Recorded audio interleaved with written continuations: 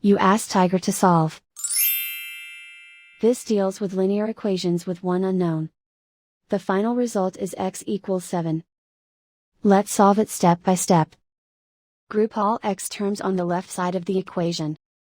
Subtract 4x from both sides. Group like terms. Simplify the arithmetic. Group like terms.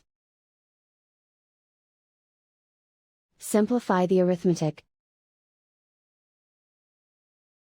Group all constants on the right side of the equation. Subtract 6 from both sides.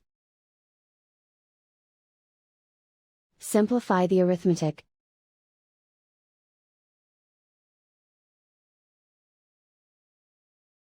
Convert the x into a positive number.